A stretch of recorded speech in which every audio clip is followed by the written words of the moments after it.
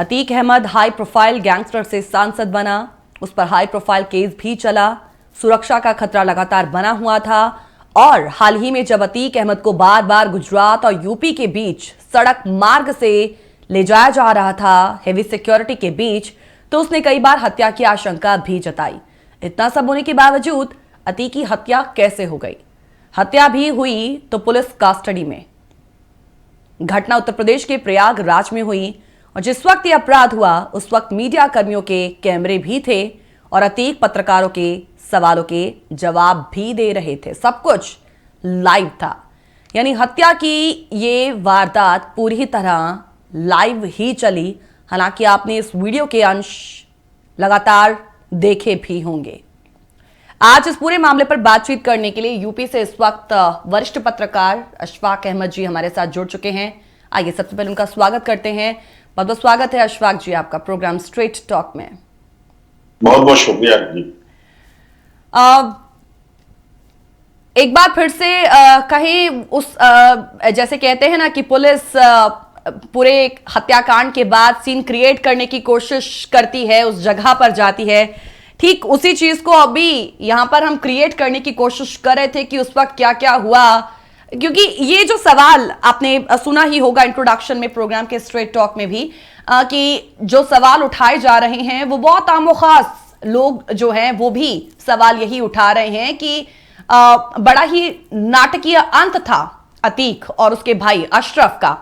जीवन में अशफाक जी कह सकते हैं कि उसका जो उत्थान है वो उतना ही नाटकीय था जितना उसका अंत हुआ है। सबसे पहले इसी पर मैं आपकी टिप्पणी लूंगी। देखिए, अतीक की पूरी, अगर आप अतीक अहमद और उनके भाई अशरफ की पूरी स्टोरी देखेंगे तो ये बिल्कुल एक फिल्मी स्टोरी की तरह नजर आती है, जिसमें उनकी शुरुआत होती है। उनके फादर तांगा चलाते हैं, बहुत मामूली परिवार से वो ताल्लुक रखते थे उनसे। और जब उनकी शुरुआत जो है होती है इलाहाबाद, उस वक्त इलाहाबाद था, वहां पे छोटे मोटे वारदातों से लेके 100 तकरीबन उनके ऊपर केस थे। और उनके पूरे परिवार पर अगर हम बोले तो तकरीबन 165 केस दर्ज किए गए थे तो उनके भाई पर, जिसमें एक बड़ा केस था जो रामूपाल जो विधायक थे बीएसपी के, उनके हत्याकांड का। इसके साथ ही कई अन्य हत्याओं में भी उनका नाम जो है था। और पहली बार उन्हें जो है सजा मिली थी अभी कुछ दिन पहले जो है प्रयागराज के कोर्ट ने उन्हें जो है उमेश पाल के जो अपहरण के सिलसिले में उम्र कैद की सजा सुनाई। तो कहीं ना कहीं की जो लाइफ स्टाइल है जो थी वो बड़ी, ये कहा जाता है कि वो बहुत रंगबाज टाइप के थे और बहुत किसी भी चीज को वो जो है खुद हैंडल करते थे। कई ऐसी जगह का ऐसी वारदात थी, जैसे चाहे वो जमीन कब्जे को लेकर चाहे कुछ हो, वो खुद जाते थे वहां। ऐसा जो है आरोपी जो लोग जो मुतासरीन है या जो विक्टिम है वो जो है आरोप लगाते रहे। तो कहीं ना कहीं अब जब उनका अंत जो है बिल्कुल लाइव टेलीविजन चैनल उस वक्त लाइव कर रहे थे और बात कर रहे थे, और जिस अंदाज में उनका अंत हुआ, तो कहीं ना कहीं ये जो पूरा घटनाक्रम है एक तरीके से कम से कम भारतीय जो अगर इतिहास में देखें तो ऐसा पहली बार हुआ जब इतने बड़े किसी माफिया का, इतने क्रिमिनल रिकॉर्ड के किसी भी जिनके खिलाफ क्रिमिनल रिकॉर्ड रहा हो, जो 4 बार विधायक रहा हो, जो पूर्व सांसद रहा हो और उनके भाई पूर्व विधायक रहे, उनका अंत जो है टेलीविजन के सामने लोगों ने देखा। जी हाँ बिल्कुल। ये जीवन में वही हम कह रहे थे ना कि उसका उत्थान उतना ही नाटकीय था जितना उसका अंत हुआ है। 15 अप्रैल की रात प्रयागराज के कॉल्विन अस्पताल के बाहर देखिए जो कुछ हुआ है, निश्चित तौर पर हम कह सकते हैं कि उसे मीडिया के कैमरों के जरिए पूरी दुनिया ने देखा, हमारे दर्शकों ने भी देखा होगा। लेकिन जो कुछ कैमरे में दिखाई दिया, कहानी उसके आगे भी है। और क्या आपको लगता है अशफाक जी की उस कहानी का अभी आना बाकी है और क्या वो आ पाएगा?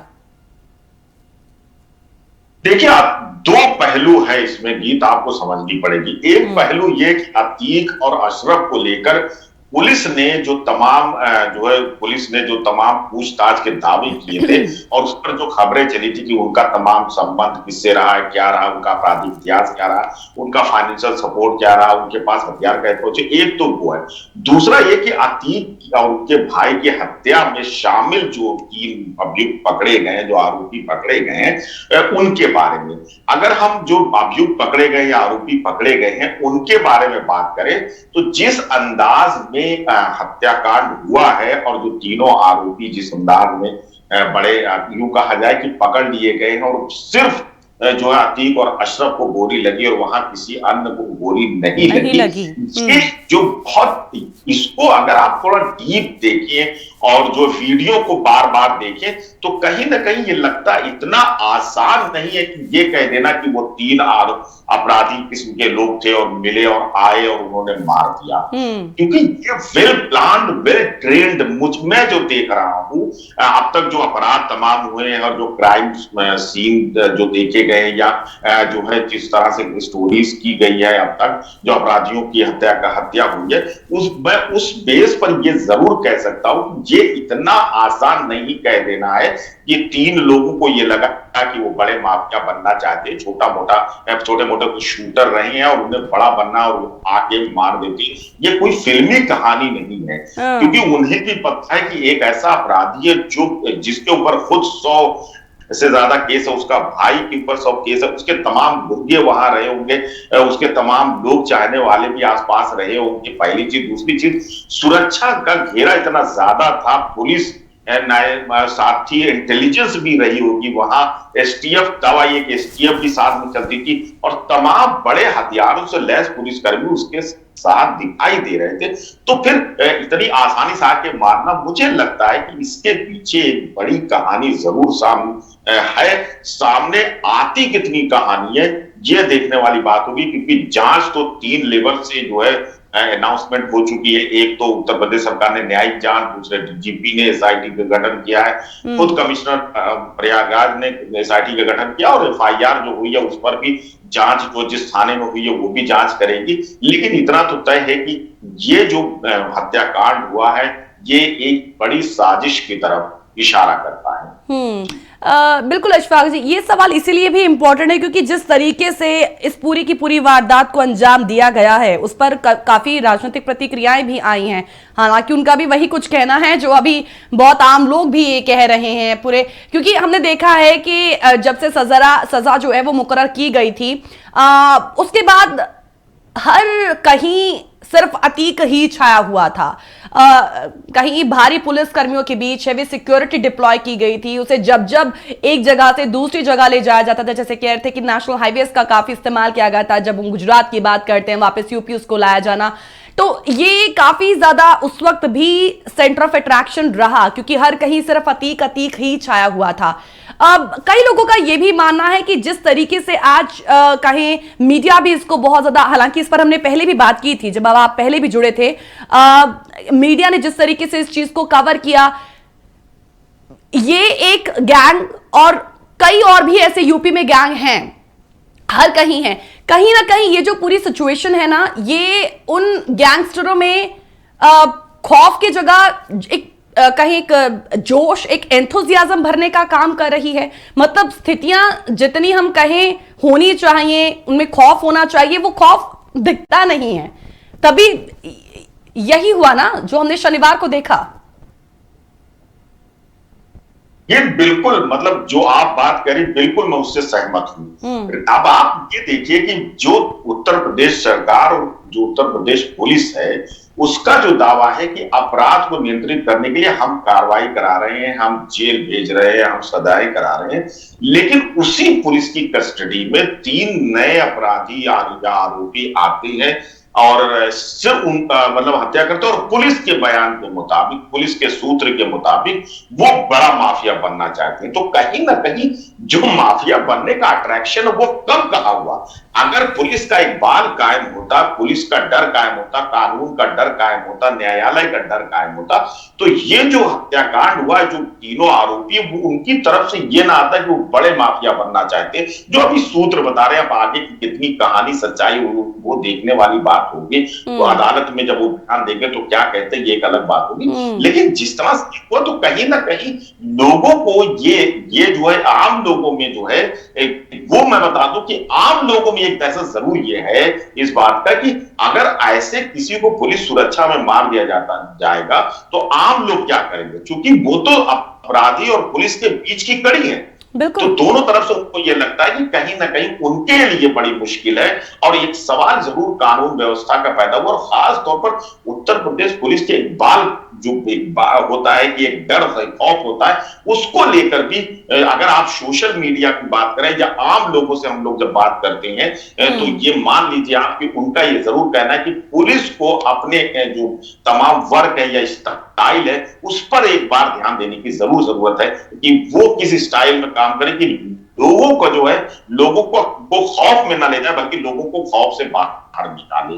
ये एक जो है बड़ी चीज है। दूसरी चीज ये है कि एक बड़े माफिया को खत्म करने जो प्रोसेस है अगर वो न्यायिक व्यवस्था से जिस तरह से उसे सजा हुई थी उस वक्त जो है उतना रिएक्शन नहीं हुआ था। लेकिन मैं ये भी आपको बता दूं, बहुत खुले तौर पर मैं बता दूं कि अतीक हत्याकांड में एक नई चीज जो उत्तर प्रदेश में हमें दिखाई दे रही है लोगों के बीच में वो धर्म आधारित जो है वो क्राइम नजर आ रहा है। मतलब मैं एकदम क्लियर ये कह दूं कि लोग अब जो है मेरे धर्म का है तो वो अपराधी नहीं है, तुम्हारे धर्म का है तो वो तुम्हारा अपराधी है और मैं अपने धर्म के अपराधी का समर्थन करूंगा, तुम अपने धर्म के अधिकारी का जो वो है अपराधी है उसका समर्थन करोगे। और ये वार जो है सोशल मीडिया पर खुले तौर पर चल रही है और ये सारे लोग देख रहे हैं और आम जगहों पर भी ये बहस का एक बड़ा मुद्दा है कि चाहे कुछ भी हो वो होना। अगर ये हत्याकांड ना होता और सजा मिलती,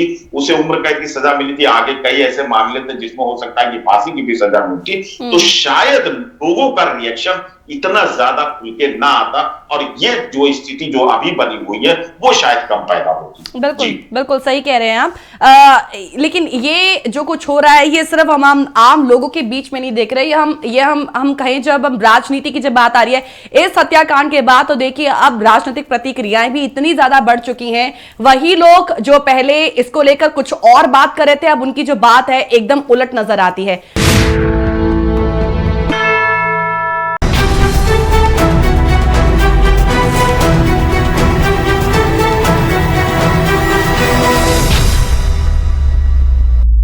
अशफाक अहमद जी इस वक्त हमारे साथ जुड़े हुए हैं।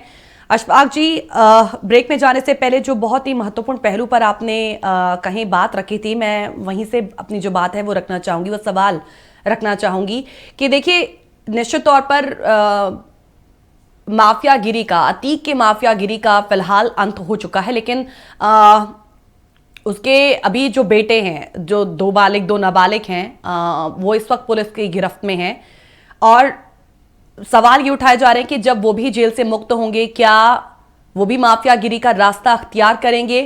क्या इस तरह अतीक और अशरफ की मौत भी एक सांप्रदायिक मुद्दा बन सकती है?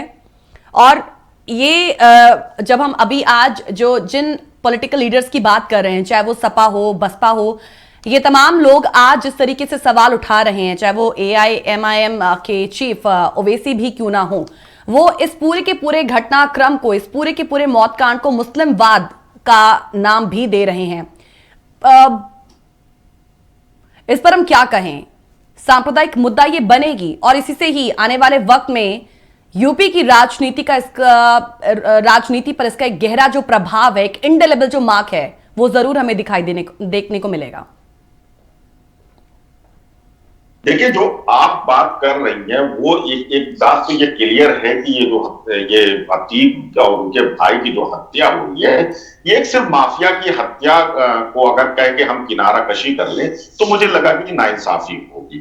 इस हत्याकांड से एक दो बातें तो बहुत क्लियर हैं कि इस हत्याकांड में अब जो चर्चाएं हो रही हैं, जो लोगों में बहस हो रही है या जो सोशल मीडिया पर हम ट्रेंड देख रहे हैं, वो दो ग्रुपों या दो प्रतिद्वंदियों में नहीं बल्कि दो धर्मों के बीच एक लाइन सी मुझे खींचती हुई नजर आ रही है। तो बहुत क्लियर ये है कि ये हिंदू बनाम मुस्लिम का मामला, पहली चीज। दूसरी चीज ये है कि हत्या हुई उनकी, अपराधियों ने हत्या की और पुलिस पर लोगों ने सवाल उठाए।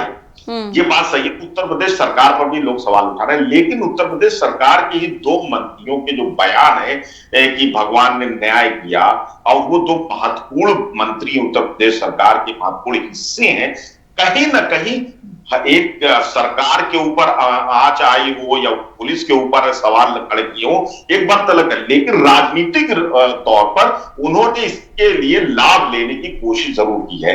एक चीज, दूसरी चीज है कि जो अपोजिशन है, यानी कि चाहे समाजवादी पार्टी की बात करें, उत्तर प्रदेश में खासतौर पर मैं बात करूं, कांग्रेस की बात करें या बहुजन समाज पार्टी की बात करें, उसने ये मुद्दा बहुत सोच समझ के बैलेंस तौर पर उठाया है, और एक जो है जो कहीं ना कहीं मुस्लिम पक्ष को लेकर उसने जरूर साफनेस दिखाई है। तो कहीं ना कहीं उनका भी इरादा जो 20% के आसपास आबादी उत्तर प्रदेश में मुसलमानों की, उसको लेकर है कि वो वोट बैंक उनके साथ जुड़ा रहे, जिसमें सपा के लोग बहुत, सपा या उसके प्रवक्ता बहुत तेज इस चीज को देख रहे हैं। बीएसपी की तरफ से मायावती जी का खुद बयान आया, जो पार्टी के अध्यक्ष है, और बाकी ओवैसी की अगर हम बात करें जो AIMIM के नेशनल प्रेसिडेंट है, हैदराबाद से सांसद है, तो उनकी पार्टी ने भी इस मुद्दे को कहीं ना कहीं मुसलमानों से जोड़ा है। और ये बात मैं बिल्कुल मतलब खुले तौर पर कह रहा हूं कि उत्तर प्रदेश में कम से कम जो मुस्लिम पॉलिटिकल एक्टिव लोग हैं, या जो है समय जो वो लोग हैं जो अमूमन जो है, जो आम अपने डेली काम करते हैं, डेली बेसिस पर जाते हैं या जॉब में, छोटी जॉब में है, उनके बीच में भी इस हत्याकांड को लेकर एक चर्चा जरूर है, और एक निराशा की भावना मुझे दिखती हुई जरूर नजर आ रही है। जो बुद्धिजीवी वर्ग है वो भले ये दावे कर रहा है, मुस्लिमों की बात करें अगर हम, इससे कोई असर नहीं पड़ेगा, लेकिन अभी जो नगर निकाय का चुनाव उत्तर प्रदेश में होना है 4 मई और 11 मई को, इस पर भी इसका एक असर होगा। और ये कहा जा रहा है कि ध्रुवीकरण की जो राजनीति उत्तर प्रदेश में वो साफ नजर आएगी, और इसका फायदा कहीं ना कहीं जो है सत्ताधारी बीजेपी को मिल सकता है, ऐसा लोगों का कहना है। लेकिन निगम निकाय चुनाव में स्थानीय मुद्दे भी बहुत डोमिनेंट रहते हैं, जातिगत समीकरण उत्तर प्रदेश में बनता बिगड़ता है, और पॉलिटिकल जो है बहुत ज्यादा हैवीनेस नहीं रहती, लोकल लीडरशिप बहुत डोमिनेंट रहती है। तो हो सकता है कि परिणाम इसके इतर हो, लेकिन इस मुद्दे का इस्तेमाल जरूर राजनीतिक दल कर रहे हैं। एक तो चीज ये कि तो कहीं ना कहीं ये संप्रदाय जो ध्रुवीकरण की आप बात कर रहे हैं, मुझे वो साफ दिखता नजर आ रहा है। दूसरी चीज ये है कि जो कानून व्यवस्था को लेकर जब बात की जाती है, तो विपक्ष के ऊपर एक आरोप तो जरूर है कि इन लोगों को उसने शेल्टर किया, लेकिन विपक्ष की तरफ से बहुत क्लियर जो उसके नेता है, जो उसके प्रवक्ता है, वो कुछ नाम और जातिगत नाम लेकर बाकायदा आरोप सत्ता पक्ष पर लगाते हैं कि आखिर इनके खिलाफ कार्रवाई क्यों नहीं की जा रही है। उसमें कई बड़े माफिया, चाहे वो बनारस के ब्रजेश सिंह हो, चाहे वो धनंजय सिंह हो, या और तमाम से नाम किए जाते हैं। अब सवाल यह कि सरकार या पुलिस कार्रवाई किस पर करती है, कैसे करती है, उसका एक अपना नजरिया होता है, एक उसकी अपनी चॉइस होती है, या मौजूदा समय में कौन कितना अपराध में संलिप्त है, उसको देखते हुए ये जो है कार्रवाई की जाती है अमूमन पुलिस की तरफ से। एक बात मैं आपको जीत यहाँ पर बहुत मैं जोड़ना जरूर चाहूंगा, जो मुझे लगता है छूट रही है। कुछ पूर्व पुलिस अधिकारियों से जब हमारी बातचीत हुई, एक बहुत सीनियर अफसर हैं उत्तर प्रदेश में, उनसे जब मेरी बातचीत हुई इस हत्याकांड को लेकर, तो जो अतीक के ऊपर ये था कि जो सूत्र बता रहे थे, जब उनसे पूछताछ हुई थी तो 3-4 पहलू सामने आए थे। एक तो एक लश्कर तैयबा और ISI से उनके संबंध को लेकर पुलिस ने ये जो बाकायदा जो उनको रिमांड में लेने के लिए जो पुलिस ने दाखिल किया, उस पर लिखा हुआ है। दूसरी ये कि ड्रोन से पंजाब के अलग अलग हिस्सों में हथियार मंगाए गए थे पाकिस्तान से। तीसरी बड़ी चीज है कि जो हथियार आए उनको रखा कहां गया है, और चौथी चीज ये कि इनके पीछे जो फाइनेंशियल पोजीशन है, यानी कि कौन फाइनेंस करता था, कहां से पैसा आता था, क्या, ये 3-4 चीजें जिस पर पुलिस उनसे पूछताछ कुछ कर चुकी थी और कुछ कर रही थी। चीजें जो है अब कैसे खुलेंगी, उसका राज कैसे खुलेगा, ये चीज। लेकिन वही पुलिस अफसर से जब मैंने एक सवाल ये किया कि अगर जब इतना महत्वपूर्ण मामला था, इतनी महत्वपूर्ण जानकारी आज सामने आ रही थी, तो आखिर पुलिस जो है उनको अस्पताल ले जा रही है डेली जांच के लिए, और रात में लेके जा रही है, और फिर पत्रकारों के बीच में पेश कर देती है।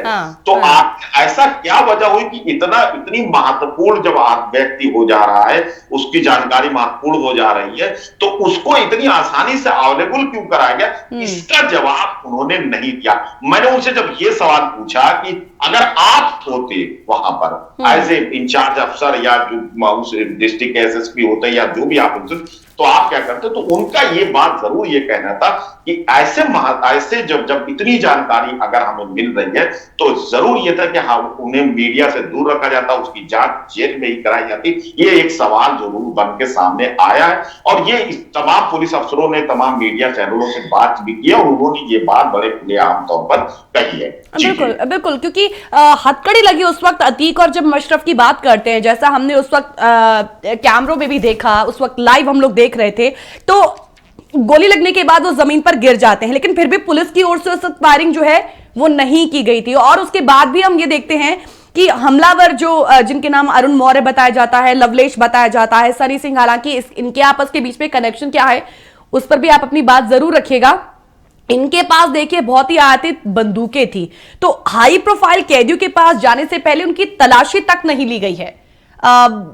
ये जो तमाम चीजें हैं ना, ये इन सब चीजों को जब हम डिफरेंट एंगल से देखते हैं तो ये सब कुछ ऐसा लगता है जैसे कि एक फिल्म ही चल रही है। Everything is we are very much sure कि जैसे स्क्रिप्टेड ही था। खैर, इस पर हमारे दर्शक क्या कहते हैं हम जो है जरूर उनसे भी जानेंगे। लेकिन दो चीजें हैं, देखिए इसके बाद अपडेट्स जैसा कि अशफाक जी आ रही हैं कि जो अतीक अशरफ के जो वकील थे उनके पास अतीक का लिखा हुआ एक लेटर भी है, एक लेटर की भी बात सामने आ रही है। उस लेटर में है कि अभी तक उसे सार्वजनिक किया नहीं गया है, लेकिन माना यह जा रहा है क्योंकि आपने राज की बात की कि कई राज अभी उगलवाने बाकी थे। उस लेटर में क्या हो सकता है, और जहां तक हमने वो बात की तीनों आरोपियों के कनेक्शन के बीच में, इसको लेकर किसी तरीके की कोई जानकारी अभी तक आई है? देखिए, एक पत्र जो है, जो दो अतीक और अशरफ के वकील हैं उनका यह दावा है कि अशरफ ने उन्हें एक पत्र दिया था जो गोपनीय पत्र था और उसे मुख्यमंत्री को भेजने के लिए कहा था। और कुछ खबरों में यह कहा गया है कि वो पत्र जो है सुप्रीम कोर्ट के जो चीफ जस्टिस हैं उनको भी भेजा गया। कहा जा रहा है कि उस पत्र में ये लिखा हुआ, एक अफसर का नाम लिखा हुआ है और जिसने अशरफ को जब उनको पेशी पर लाया जा रहा था तो उन्होंने कहा था कि 15 दिन में तुम्हारा काम तमाम कर दिया जाएगा। उस अफसर का नाम भी है और तमाम बातें जो अफसर ने उनसे कही थी वो नोटेड है और तमाम कई लोगों के नाम, ऐसा कहा जा रहा है कि उसमें कई अन्य लोगों के नाम है जिनको उस अफसर ने उनको बताया था। तो ये अगर पत्र सार्वजनिक होता है तो कहीं ना कहीं एक जो उछाल आ सकता है, चीजें आ सकती है और एक जो विपक्ष है, एक मंत्री का नाम उसमें बहुत ज्यादा उछाल रहा है। तो अभी वो नाम क्या है, कैसे है, ये देखने वाली बात होगी। लेकिन विपक्ष की तरफ से एक मंत्री को जो है निशाना बनाया जा रहा है, एक चीज। दूसरी चीज जो आप कह रही है कि जो हत्याकांड में जो तीनों है उनके संबंध क्या है, तो मैं इसको 2-3 नजरिया अगर मैं जो पूरी स्टोरी जो मर्डर का उसको देख रहा हूं, उसमें एक तो यह है कि अब पुलिस के मुताबिक 48 घंटे पहले ही दोनों आए थे वहां। अमूमन हम जब किसी नए शहर में जाते हैं तो 48 घंटे में अगर हम रेकी भी दिन भर करते हैं तो इतना परफेक्ट रेकी करना बड़ा मुश्किल काम। और पहले उनका उस शहर में आना और रेकी करना का कोई फिलहाल अभी कोई हिस्ट्री नहीं मिल है। एक चीज है। दूसरी चीज है कि वो मोटरसाइकिल से आते हैं, अगर किसी जो है ऐसे वहां से या ड्राइवर अगर कोई लेके आता तो चलिए लोकल ड्राइवर, उसको पता है सारी चीजें, तो वो एक तो सवाल ये सवालों की है। तीसरी चीज है कि इनकी जो मुलाकातें हैं उस पर अभी तक कोई बहुत बड़ा जो नहीं है कि इनका कोई गिरोह है जो पहले से 4-5 वारदातों को या 10-20 वारदातों को अंजाम दे चुका और बहुत पक्की दोस्ती है, तीनों मिलकर वारदात को अंजाम देते रहे। तीनों की अलग अलग हिस्ट्री मिल रही है और एक की हिस्ट्री तो बहुत ही कम है।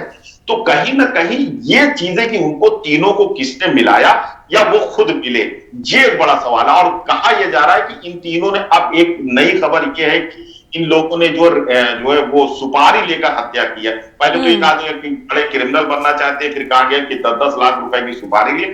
अलग अलग सूत्र से, अलग अलग सोर्सेस से स्टोरीज आ रही है, छप रही है, टेलीविजन चैनल चला रहे हैं और पत्रकार उसको लिख रहे हैं। लेकिन जो पूरा जो सोर्स है, जो चीजें हैं, एक से ये भी है कि परिवार से वो दूर है, लेकिन दूसरी तरफ सोशल मीडिया पर उनके तमाम ऐसे फोटोग्राफ्स छाए हुए हैं जो अपने परिवार के साथ हुआ। तो ये सारी चीजें कहीं ना कहीं एक संदेह का जो दायरा है वो बढ़ा रही है। पुलिस जांच की जगह जो न्यायिक जांच हो रही है, मुझे लगता है कि इस पर जो है लोगों का जो जो नजर है वो ज्यादा होगी, और हम लोगों की नजर न्यायिक जांच पर ज्यादा होगी। उसका न्यायिक जांच का दायरा क्या होता है और वो कितनी जांच करती है, क्या पुलिस के फेल्योर पर भी वो जांच करेगी, ये जो है एक बड़ा जो है हम लोग देख रहे हैं उसको। और वो चीजें जो है अगर जांच करके सामने लाती तो मुझे लगता है कि पुलिस के लिए भी, प्रदेश के लोगों के लिए भी बेहतर होगा। बिल्कुल बिल्कुल बिल्कुल, निश्चित तौर पर दर्शकों को ये बताना चाहेंगे कि ये जो तीनों को गिरफ्तार किया गया है, जिन्होंने ठीक अतीक को मारने के बाद सरेंडर कर दिया था उसी वक्त पुलिस के सामने, उन्होंने शुरुआती पूछताछ में इतना ही बताया है कि वो उसकी हत्या कर एक बड़ा नाम कमाना चाहते थे, माफिया जगत में, जुर्म की दुनिया में वो अच्छा नाम कमाना चाहते थे। लेकिन क्या बात सिर्फ इतनी है या कहानी कोई और है, कोई बड़ी साजिश हो सकती है? इस पर आप अपनी राय जो है हमारे साथ साझा कर सकते हैं।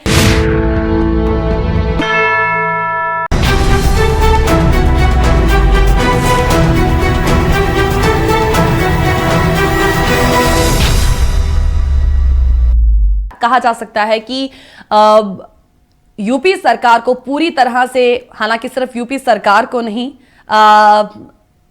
जिनको कहें अतीक की इस पूरी खबर से सरोकार रहा होगा या है, उनको भी इस पूरे के पूरे हत्याकांड ने एक अचंभे में जरूर डाला है। और अचंभे में डाल देने वाले इस हत्याकांड को कहीं अतीक की उल्टी गिनती के रूप में जो है वो जाना जरूर जाएगा। अशफाक इस वक्त जी हमारे साथ जुड़े हुए हैं, जिन्होंने अभी तक तमाम पहलुओं पर जो है वो नजर डाली है। अशफाक जी, एक बार फिर से आपका स्वागत करेंगे, क्योंकि प्रोग्राम का अभी हमें अंत भी करना है, हम इसके काफी नजदीक हैं। लेकिन दो बहुत अहम सवाल हैं जो मैं आपसे जाते जाते जरूर करूंगी। ये जो सवाल है ना, वो एनकाउंटर्स के साथ जुड़ा हुआ है, या फिर आप कह लीजिए फेक एनकाउंटर्स के साथ भी जुड़ा हुआ है। इसी से जुड़ा हुआ आपसे सवाल करूंगी, क्योंकि देखिए कोरोना महामारी के जब हम चरम की बात करते हैं तो हम देखते हैं कि जो मुठभेड़ें हो, जो हत्याएं हैं वो कम हुई, जब मैं सिर्फ यूपी की बात करती हूं।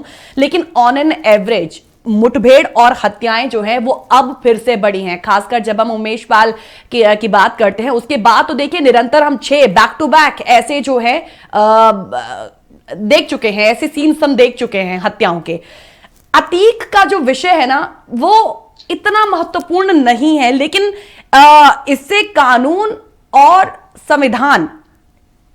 संविधान के सरोकार जुड़े हुए हैं। सवाल यह है कि बुलडोजर से अभी तक ना जाने कितना नुकसान हुआ होगा, लेकिन इस माफिया कांड की जब हम बात करते हैं, इसका सबसे महत्वपूर्ण सवाल अशफाक जी ये है कि क्या किसी अपराधी की आपराधिक और दंडनीय जो नियति है, क्या वो सिर्फ पुलिस और सरकार ही तय करेगी? देखिए, ये जो गीत आपने सवाल उठाया ना, यही सवाल हम लोग भी इस सवाल का जवाब तलाशने की कोशिश में है। देखिए, पुलिस हो या सत्ता हो या सरकार हो, उसका काम सिस्टम को चलाना है, सिस्टम को आगे ले जाना है, सिस्टम के बारे में नीतियां बनाना है। लेकिन अगर आप किसी आपराधिक या किसी ऐसे मसले की बात करें, मामले की बात करें, विवाद की बात करें, तो ये सबको कहा जाता है कि जो है ये मामला कोर्ट का है और कोर्ट में हम इसे देखेंगे। हम आप भी अगर कोई विवाद होता तो हम उसको कोर्ट में ले जाने की कोशिश करते हैं और कोर्ट में ले जाते हैं, मसले बढ़ जाते हैं।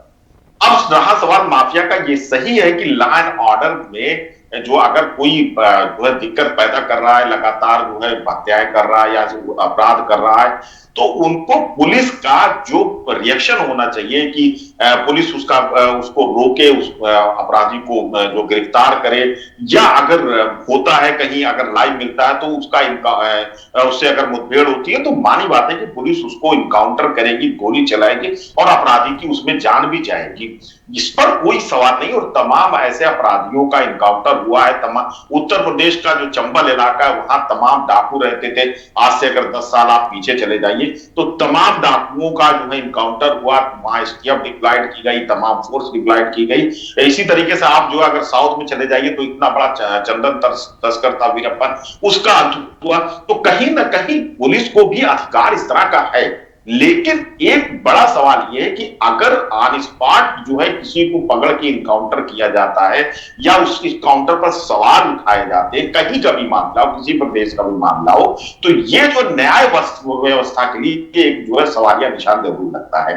जो हमारा संविधान है, जो हमारे संविधान के मुताबिक जो आम लोग हैं उनके मुताबिक अगर जो है अदालत किसी को सजा देती है, तमाम ऐसे मसले में अदालत ने सजा भी दिया, फांसी की भी सजा सुनाई या कैद की भी सजा सुनाई है, तो वो जो है न्याय को स्थापित करने में बड़ा महत्वपूर्ण योगदान देता है। और इसमें जो है अगर पुलिस त्वरित पर जो है उसको जो है उसकी पैरवी करे, वो उसके खिलाफ सबूत इकट्ठा करके ले जाए, अदालत में ले जाए। कई ऐसे मामले में आपने देखा है कि 2 महीने 3 महीने में भी रेप के मामले में खासतौर पर कई ऐसे उत्तर प्रदेश में कई ऐसे जज हैं जिन्होंने बहुत ही ऐतिहासिक फैसला दिया और जो रेप के आरोपी हैं उनको फांसी की सजा सुनाई या उनको कैद की सजा सुनाई।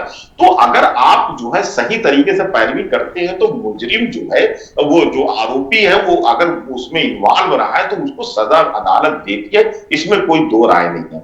लेकिन अगर जो अभी जो मैं आपको बताऊं कि उत्तर प्रदेश में एक पूर्व आईपीएस है जिनको बाहर किया गया था, जो है रिटायर्ड जबरन किया गया था, अमिताभ ठाकुर, उन्होंने सुप्रीम कोर्ट में एक दायर किया इसकी तमाम जांच की। और एक विशाल तिवारी एडवोकेट है, उन्होंने जो उत्तर प्रदेश में 183 जो इनकाउंटर हुए उसको लेकर भी उन्होंने कहा कि इसकी जांच की जाए, सुप्रीम कोर्ट में गए हुए हैं।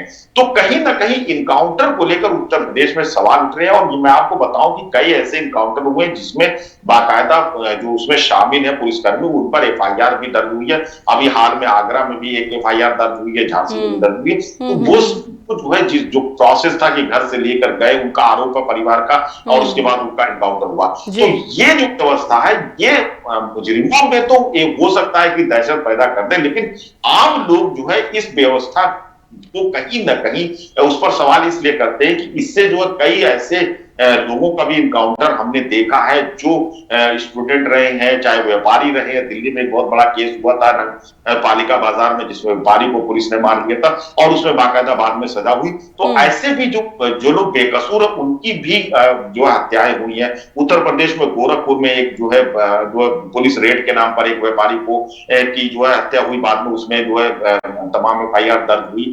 तो ये जो सवाल है वो बड़ा मायने रखता है, और खास तौर पर जो सत्ता है उसको इसको देखना कि लोग जो है इस पर सवाल ना पैदा कर पाए, क्योंकि पुलिस की हमारी सुरक्षा करती है, इसमें कोई दो राय नहीं। दुर्भाग्य वही ना अशफाक जी, हो वही रहा है। अब यही बात है कि स्वतंत्र जांच की बात तो देखिए कही जा रही, लेकिन ये स्वतंत्र जांच होगी कितनी? और ये सिर्फ इस केस के साथ नहीं है, ये और भी कई पहले भी जो केसेस हैं, ऐसी हत्या कांड जो है वो हो चुके हैं, उसके साथ भी जो सवाल है वो आज तक सवाल सिर्फ सवाल ही बना हुआ है। खैर, मैं चाहूंगी कि आप इसे 1 मिनट में जरूर सम अप करें। ये जो आखिरी सवाल है, सवाल बेहद दिलचस्प है। देखिए, हिरासत में हत्या हुई है और उनकी हत्या हुई है जो लगातार टीवी चैनल्स में बने हुए थे, तस्वीरों में छाए हुए थे सुबह से लेकर रात तक। कारणों की तह तक जाने के साथ ही अपराधियों की मीडिया के समक्ष ये जिस तरीके से अतीक अहमद, अशरफ की बात हम करें, ये जिस तरीके से आप इसे नुमाइश ही कहेंगे या क्या कहेंगे, ये मुझे नहीं पता, लेकिन मेरे शब्दों में ये सिर्फ नुमाइश ही होगी। क्या आपको लगता है कि कैमरों की नजर में ये जो नुमाइश की जाती है इस तरीके से अपराधियों की, उस पर थोड़ा सा कंट्रोल करने की जरूरत है? ये थोड़ा नहीं, बहुत कंट्रोल करने की जरूरत है, क्योंकि हम जिस तरह से अपराधियों के महिमा मंडन कर रहे हैं, जिस तरह से उन्हें लाइव कवर करके दिखा रहे हैं, उनके बारे में बड़ी बड़ी बातें कर रहे हैं, यहां तक कि हम बाथरूम तक उनका पीछा कर रहे हैं। इस पर एक बार जो है हमें, यानी हम मीडिया को बहुत ही संजीदगी से सोचने की जरूरत है कि आखिर हम जा कहां रहे हैं। और मैं ये बताऊं आपको कि ये ऐसा नहीं है कि ये सिर्फ चैनल पे जो रिपोर्टर्स काम कर रहे हैं, अखबार में काम कर रहे हैं, उनकी मजबूरी है कि वो इसको कवर करें, लेकिन उनके अगर आप सेल्फ अकाउंट में भी जाएंगे, जो खुद लिखते पढ़ते रहे या बोल रहे हैं, उनकी आम भाषा में भी ये बात है कि यार ऐसे हमने किया, ऐसे करना, अगली बार ऐसे करना, ये चीज दिखाना। ये मुझे लगता है कि एक जो है हमारे मुल्क के लिए, जहां मीडिया जो है लोकतंत्र का चौथा स्तंभ है, सोचने वाली बात है कि इसको इस तरह से नुमाइश जो है किस तरह की जाए। दूसरी चीज ये कि एक जो है, मैं ये कभी नहीं चाहूंगा कि सरकार जो है किसी भी कवरेज के लिए सरकार नियम और कानून बनाए, क्योंकि मीडिया को आजाद रहना बहुत जरूरी है, लेकिन मीडिया को खुद अपना एक रेस्पेक्ट जो है सिस्टम बनाना चाहिए कि हम किस हद तक जाकर जो है कवरेज करें और कहां तक हम करें, ताकि जो हमारी आने वाली जनरेशन, और खासतौर पर मैं अगर कहूं कि मैं जब कवरेज करूं तो मेरे जहन में ये होना चाहिए कि मेरा बेटा और बेटी अगर इसको देख रहा है तो वो शर्मिंदगी ना महसूस करे। बस मेरी बात यही तक है। थैंक यू अशफाक जी, बहुत बहुत शुक्रिया आपका। तमाम पहलुओं पर आपने इस तरीके से हमारे साथ जानकारी आज रखी है। इतना ही कहेंगे कि जो हुआ उसकी उम्मीद नहीं थी, लेकिन कहा जाता है कि खूनी का जो शुरुआत जिस तरीके से होती है उसका अंत भी वैसे ही होता है, तो अतीक के साथ ऐसा ही हुआ है। आपकी क्या राय है, हमें मेल जरूर कीजिएगा geet@justbroadcasting.com या info@justbroadcasting.com पर। इसी के साथ इजाजत, नमस्कार।